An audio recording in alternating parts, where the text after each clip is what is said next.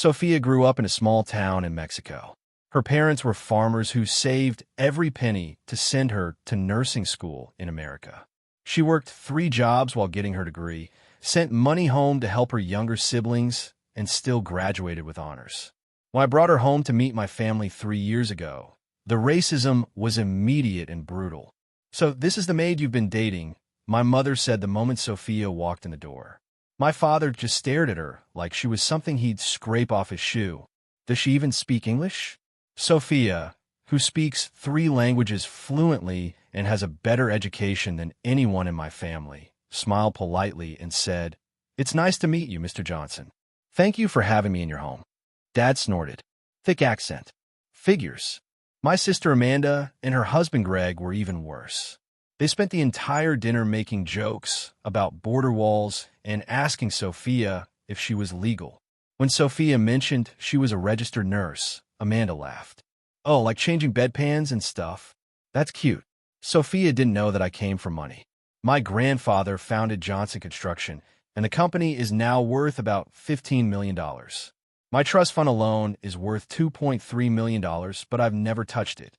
I work as a high school history teacher because I love it, and Sophia fell in love with the teacher, not the trust fund kid. I never told her about the money because I'd watched how wealth changed people. I wanted someone who loved me for who I was, not what I had. But my family knew exactly what Sophia didn't know, and they resented her for trying to marry into money. We got engaged last Christmas. My family didn't come to the engagement party. They didn't help plan the wedding.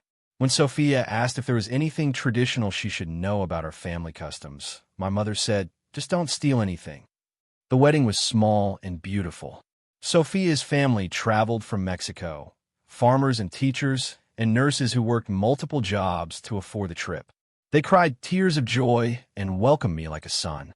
My family showed up late, complained about the ethnic food, and left during the reception. When Sophia got pregnant, I was over the moon. She was nervous about telling my family, but I convinced her they'd come around once there was a grandchild involved. I was wrong. "Is she sure it's yours?" my mother asked when I called with the news. "Of course it's mine. What kind of question is that?" "Well, you know how those people are. Very passionate." I hung up on her.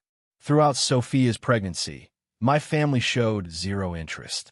They didn't ask about doctor appointments, didn't offer to help with the nursery, didn't even ask if we knew the baby's gender. Sophia tried so hard to connect with them. She made my mother's favorite cookies from scratch. She knitted my father a scarf for his birthday. She offered to help Amanda plan her daughter's birthday party. Every gesture was either ignored or met with suspicion. Why is she being so nice? Amanda asked me, what does she want? She wants to be part of the family. She'll never be part of this family. By November, Sophia was 8 months pregnant and exhausted. Her back ached constantly, her feet were swollen, and she was having trouble sleeping. When my mother invited us to Thanksgiving dinner, Sophia was thrilled. Maybe this is their way of reaching out, she said hopefully. The baby will be here soon. Maybe they want to start fresh. I should have known better. We arrived at my parents' house on Thanksgiving morning. Sophia had spent 2 days making traditional Mexican dishes to share with the family. Mole that takes hours to prepare, tamales she made from scratch, tres leches cake that's incredibly difficult to get right. My mother took one look at the food and wrinkled her nose. I hope you didn't expect us to eat that spicy stuff. We're having real American food. Sophia's face fell, but she smiled. Of course. I just thought it might be nice to share some of my culture. We don't need any culture shared, thanks. The day got worse from there.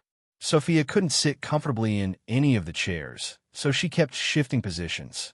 Amanda made loud comments about dramatic pregnant women and how she never made such a fuss when she was expecting. When Sophia asked if she could lie down for a few minutes, my mother pointed to the living room couch. That's leather. You'll sweat all over it. Maybe she could use the guest room? I suggested. That's when my mother said the words that still make my blood boil. The guest room is for real guests. Sophia's face crumpled. She was 8 months pregnant, exhausted, and being told she wasn't even welcome to rest in my childhood home. She can lie on the floor in the den if she needs to, my father added helpfully. I watched my pregnant wife lower herself carefully onto the hardwood floor of the den, using throw pillows to try to get comfortable. She was trying not to cry, but I could see the tears in her eyes. That's when I snapped. "We're leaving." "Don't be so dramatic," Amanda said. "She's fine on the floor." Pregnant women in Mexico probably sleep on the ground all the time. I helped Sophia to her feet and grabbed her coats. "Where are you going?" my mother demanded. "We haven't even had dinner yet. Somewhere my wife will be treated like a human being." I carried Sophia to the car. Actually carried her because she was crying too hard to walk steadily. I drove straight to the nicest hotel in town and got us a room with a king-size bed and a soaking tub. "I'm sorry," Sophia sobbed as I helped her into bed. "I tried so hard to make them like me." "This isn't about you, honey. They're terrible people. You deserve so much better." She cried herself to sleep that night. I stayed awake, furious and heartbroken, watching my wife sleep fitfully even in the comfortable hotel bed. The next morning, Sophia's doctor called. "Mrs. Johnson, this is Dr. Martinez. I need you to come in immediately. Your blood work from yesterday shows some concerning results." My hand started shaking as I woke Sophia up. "What kind of concerning results?" "I'd rather discuss this in person." "How soon can you be here?" We rushed to the doctor's office. Dr. Martinez looked grim as he reviewed Sophia's chart. "Your blood pressure is dangerously high, and your protein levels indicate severe preeclampsia. This is a life-threatening condition for both you and the baby." Sophia went pale. "Life-threatening?" "The stress on your body yesterday caused a serious spike. If this had gone undetected for another day or two, you could have had seizures, a stroke, or complete organ failure. The baby could have died." My legs went weak. The stress. Physical and emotional stress are major triggers for preeclampsia. Did something happen yesterday?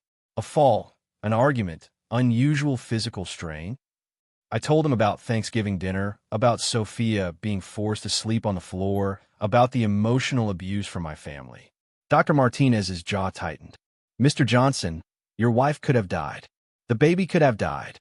Pregnant women in their third trimester should never be subjected to that kind of stress or physical discomfort." He immediately admitted Sophia to the hospital for monitoring and blood pressure management. For the next 3 days, I sat by her bed, watching machines monitor her vital signs and our baby's heartbeat. "The baby's okay?" Sophia asked weakly. "The baby's okay, but it was close. Too close." My phone buzzed constantly. My family, wondering where we were, why we'd stormed out of Thanksgiving dinner like drama queens. I finally answered when my mother called for the 5th time. "Where are you?" "Amanda made extra stuffing and..." "Sophia's in the hospital." Silence. "What do you mean, hospital?" "She has severe preeclampsia. She could have died. The baby could have died. Because of what you did to her." "What we did? We didn't do anything. She's just being dramatic. You made my 8 months pregnant wife sleep on the floor." The doctor said the stress and physical strain could have killed her. More silence. Is she going to be okay?" For a moment, I heard what might have been genuine concern in my mother's voice. "I don't know yet, but I know this. None of you are welcome at the hospital. None of you are welcome in our lives. You almost killed my wife and child because you can't stand that I married someone with brown skin." I hung up and turned off my phone. Sophia delivered our daughter 2 weeks later via emergency C-section. Little Maria was healthy and perfect, with Sophia's dark hair and my green eyes. The day we brought Maria home, there was a car in our driveway. My mother sat on our porch, holding a gift bag. "I want to meet my granddaughter," she said. "No, she's my family, no matter what you think of me. She's not your family. You made that clear when you tried to kill her mother." My mother's face twisted. "I didn't try to kill anyone. Stop being so dramatic." I pulled out my phone and showed her the photos I'd taken of Sophia in the hospital, for lines, blood pressure monitors, the machine tracking our baby's heartbeat. The doctor said one more day of that stress could have caused seizures or organ failure. "You almost made my daughter an orphan before she was even born." My mother stared at the pictures, her face going white. "I didn't know. You didn't care. There's a difference." She left the gift bag on the porch and drove away. Over the next few months, my family tried repeatedly to reconcile. They sent cards, flowers, and expensive baby gifts.